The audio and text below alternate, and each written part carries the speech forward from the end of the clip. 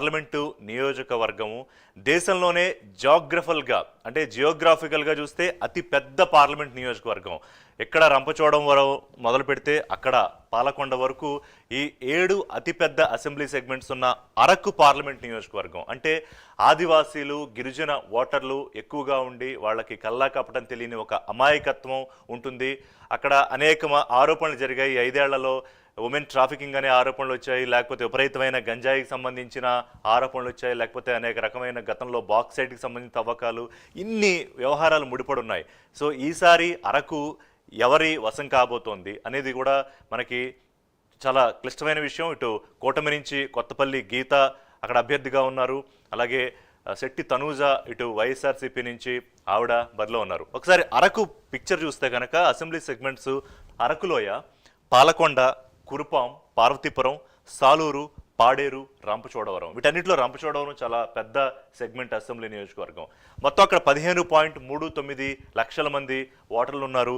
2019లో అక్కడ పోలింగ్ శాతం 74% నమోదైంది. దాదాపుగా 600కు పైగా అక్కడ సమస్యాత్మక పోలింగ్ కేంద్రాలు ఉన్నాయి. అక్కడ కొన్ని చోట్ల తొందరగానే పోలింగ్ కూడా ముగిసిపోతుంది.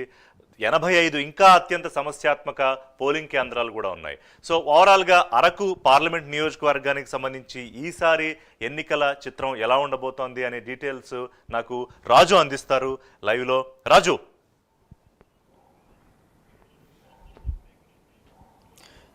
ఒకసారి మనం చూసుకున్నట్లయితే మొత్తం దేశంలోనే రెండవ అతి పెద్ద పార్లమెంట్ నియోజకవర్గం కేవలం అరకు మాత్రమే ఉంటుంది. దీనికి సంబంధించినంతవరకు ఎక్కువగా కూడా అంటే రెండో అతిపెద్ద పార్లమెంట్ నియోజకవర్గం అయినప్పటికీ మిగతా అక్కడ మొత్తం టోటల్గా కూడా గిరిజన ప్రాంతాలే. మొత్తం ఇటు చూసుకుంటే అటు పాలకొండ నుంచి ఇటు కురుపాం, అదేవిధంగా రంపచోడవరం, అరకు, పాడేరు మొత్తం అన్నీ కూడా మొత్తం ఏజెన్సీ ప్రాంతానికి సంబంధించినవి ఉంటాయి. ఇవన్నీ కూడా అంటే ఏజెన్సీ ప్రాంతం అంటే నార్మల్ ఏజెన్సీ ప్రాంతం కూడా కాదు. ఇదంతా కూడా మావోయిస్టు ప్రభావిత ప్రాంతం. ఒకవైపు ఏఓబి, అటువైపు ఏఓబి కూడా ఆనుకొని ఉన్న నియోజకవర్గం కనుక దీనికి సంబంధించిన ప్రత్యేకమైన దృష్టి సారించిన పరిస్థితి కనిపిస్తుంది. మొత్తం ఈ పార్లమెంట్ నియోజకవర్గానికి సంబంధించినంత వరకు అటు ఈస్ట్ గోదావరిలో ఉన్న రంపచోడవరం కలుస్తుంది. అదేవిధంగా ఉమ్మడి విశాఖ జిల్లాలో ఉన్న పాడేరు కానీ అరకు కానీ కలవటం జరుగుతుంది. అదేవిధంగా విజయనగరం ఉమ్మడి నియోజకవర్గానికి సంబంధించిన విజయనగరం సాలూరు కలవటం జరుగుతుంది, పార్వతీపురంకి రావడం జరుగుతుంది. అదేవిధంగా ఇక్కడ ఉమ్మడి శ్రీకాకుళం జిల్లాలోని పాలకొండ రావడం జరుగుతుంది. దాదాపుగా చూసుకునేటప్పటికీ ఓవరాల్గా ఓన్లీ ఉమ్మడి జిల్లాలకు సంబంధించినంత వరకే 4 జిల్లాలకు సంబంధించినంత వరకు ఈ నియోజకవర్గం మొత్తం కూడా వ్యాపించి ఉందని చెప్పుకోవచ్చు. దీంతో ఇక్కడ ఎవరు పోటీ చేసినా పార్లమెంటు పరిధిలో ఎవరు పోటీ చేసినా సరే వాళ్ళందరూ కూడా ఒక సవాలు స్వీకరించేస్తున్న పరిస్థితి కనిపిస్తుంది. ఎందుకంటే ఈ ఒక పార్లమెంట్ నియోజకవర్గంలో అక్కడ పాలకొండ నుంచి ఇటు రంపచోడవరం వరకు వెళ్ళాలంటే క్యాంపెయిన్ చేయాలంటే కూడా దాదాపుగా 5 నెలలు ఇచ్చినా కూడా ఈ నియోజకవర్గానికి సరిపోవు. ఎందుకంటే కొన్ని ఊర్లు వెళ్ళడానికి దారులు కూడా రహదారులు లేని పరిస్థితి కనిపిస్తుంది. మరో కొన్ని చోట్లకైతే అసలు ఎవరు వెళ్ళలేని పరిస్థితి అయితే కనిపిస్తుంది. కొన్ని చోట్ల అయితే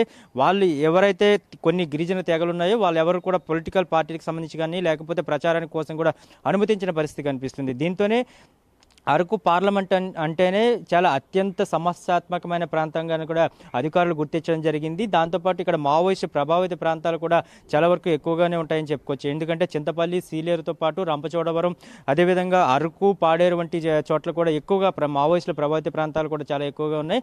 అందుకోసమే అత్యంత ప్రభావిత ప్రాంతాలు అంటే ఇక్కడ సమస్యాత్మకమైన ప్రాంతాలను చాలా ఎక్కువగా కూడా గుర్తించడం జరిగింది. వాటన్నిటికీ కూడా పొద్దున 6 గంటల నుంచి 5 గంటల వరకు మాత్రమే పోలింగ్ నిర్వహించాలంటూ కూడా అధికారులు చెప్పారు. దీనికి సంబంధించి ఇప్పటికే ఆ పోలింగ్ కేంద్రాల పరిసర ప్రాంతాల్లో ఎవరైతే ఉన్నారో వీళ్ళందరికీ కూడా సమాచారం ఇవ్వడం జరుగుతుంది. అయితే ఇక్కడ ప్రధానంగా ఎవరైతే కూటమి తరపు నుంచి కొత్తపల్లి గీత అభ్యర్థిగా నిలబడడం జరిగింది, అదేవిధంగా వైసీపీ తరపు నుంచి చూసుకున్నారు తనూజ రాణి, ఇద్దరు కూడా హేమీలో ఉన్నారని చెప్పుకోవచ్చు. ఇద్దరికి కూడా రాజకీయంగా అనుభవం ఉన్న వ్యక్తులు అని చెప్పుకోవచ్చు. ఎందుకంటే తనూజ రాణికి సంబంధించినంత వరకు ఫ్యామిలీ బ్యాక్గ్రౌండ్లో రాజకీయంగా ఉన్న వాళ్ళు ఉన్నారు.